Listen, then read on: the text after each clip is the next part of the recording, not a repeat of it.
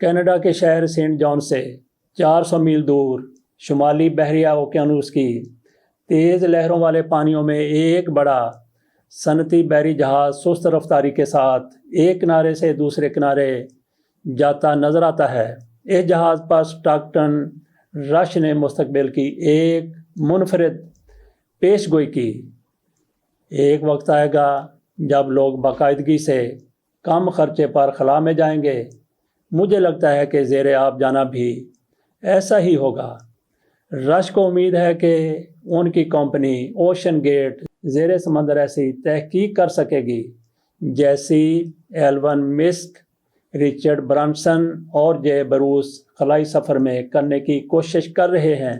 استطاعت رکھنے والوں کو نئی دنیاؤں کی دریافت کا موقع دینا، بے شک اگر ان کے پاس خصوصی تربیت نہ ہو۔ نارتھ اٹلانٹک پر رش کا مقام پہلی نظر میں بے مثال معلوم ہوتا ہے، تاہم یہ وہ جگہ ہے یہاں تاریخ کا ایک بڑا سانحہ ہوا تھا۔ اسی پانی کے 3800 میٹر نیچے ٹائٹینک کا ملبہ ہے جو اپریل 1912 میں اپنے پہلے سفر کے دوران برف کے تودے سے ٹکرانے کے بعد غرق ہوا تھا۔ رش کی کوشش ہے کہ زیر سمندر سفر کو عام لوگوں کے لیے ممکن بنایا جا سکے۔ وہ کہتے ہیں کہ دنیا کے سب سے مشہور بحری جہاز کے ملبے کو دیکھنے کے لیے زیر آب جانا ایک زبردست تجربہ ہے۔ ان کے مطابق میں نے ایک تحریر پڑھی تھی جس میں کہا گیا تھا کہ انگلش زبان کے 3 الفاظ پوری دنیا میں پہچانے جاتے ہیں: کوکا کولا، گاڈ اور ٹائٹینک۔ مگر ٹائٹینک کے خواب کو حقیقت بنانے کے لیے رش نے نئے طرز کی آبدوز بنائی جس میں ہلکے میٹیریل کا استعمال کیا گیا۔ اس پر سوار 5 لوگ سمندر کی تہہ میں جا کر ٹائٹینک کو دیکھ سکتے ہیں۔ کئی لوگوں کا خیال ہے کہ ایسا ناممکن ہے، مگر رش نے یہ کر دکھایا۔ وہ گزشتہ سال اس آبدوز پر جہاز کے ملبے تک پہنچے۔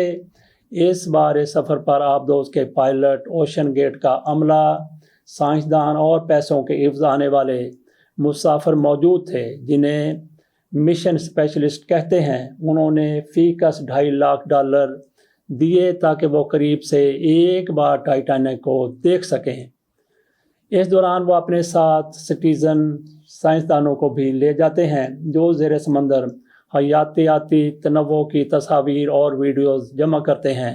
اس سفر میں بینکر، رینیتا روجاس، کاروباری شخصیت اوسن فیننگ اور ٹی وی پروفیشنل جیڈن پین موجود تھے۔ اس سفر میں سمندروں پر تحقیق کرنے والے سٹیو راس اور آبدوز کے پائلٹ سکاٹ گرفت بھی شامل تھے۔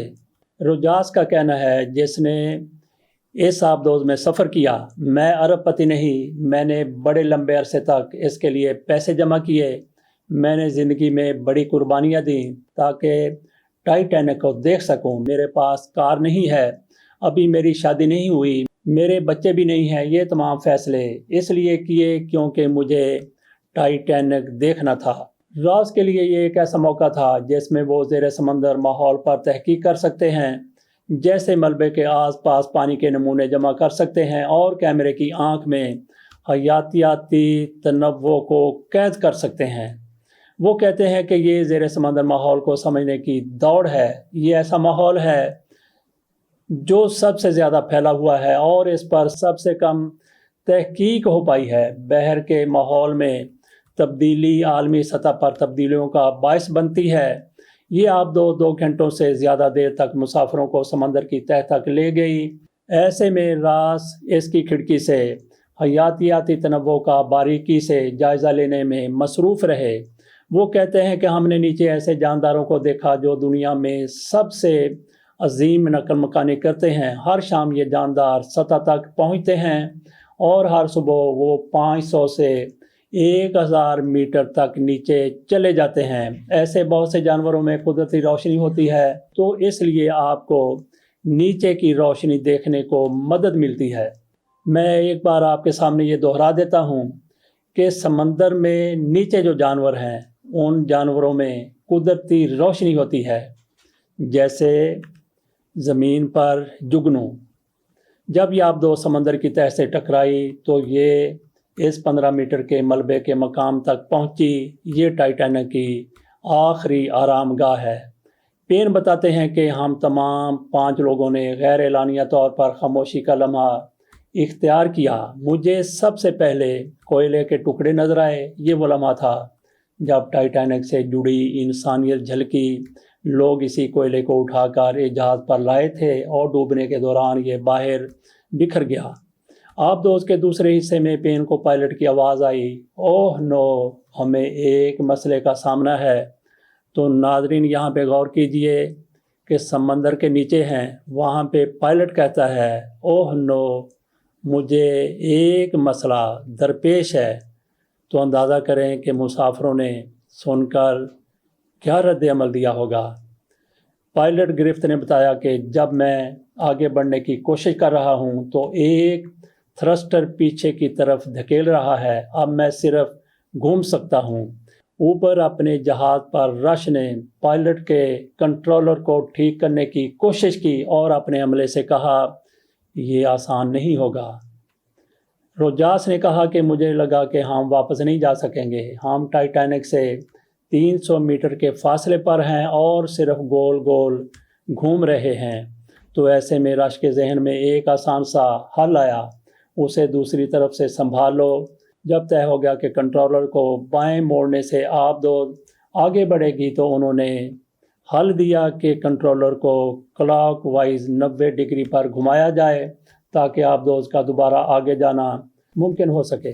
وہ ٹائٹینک کے ملبے میں رنگ برنگی ٹائلز، پلیٹس اور سنک کو دیکھتے ہوئے بالآخر جہاز کے منفرد بو تک پہنچ گئے۔ یہ وہی حصہ ہے یہاں فلم ٹائٹینک کے افسانوی کردار جیک اور روز اپنے ہاتھ اٹھا کر کھڑے ہوتے ہیں۔ سیلفیاں لینے کے بعد بقیہ وقت سمندر کی تہہ پر دخش کا بو کا جائزہ لیتے ہوئے گزارا گیا اور ملبے سے گزرتے ہوئے یہ سفر واپس سمندر کی سطح پر اختتام پذیر ہوا۔ اس سفر کے ڈیٹا اور ویڈیوز کی تحقیق مکمل ہونے میں کئی ماہ لگ سکتے ہیں، مگر اس کے فوراً بعد مسافروں کو اطمینان محسوس ہوا۔ آبدوز سے جہاز پر واپس پہنچنے پر روجاس نے اپنے آنسو پونچھے اور کہا خود کی تکمیل کے لیے میرا اس سفر پر جانا ضروری تھا، اب میں مکمل محسوس کر رہی ہوں اپنے آپ کو۔ تو ناظرین یہ تھی کہانی ٹائٹن کے پہلے سفر کی، جو ٹائٹن المناک انجام سے دوچار ہو چکا۔ اجازت دیجیے، اللہ حافظ۔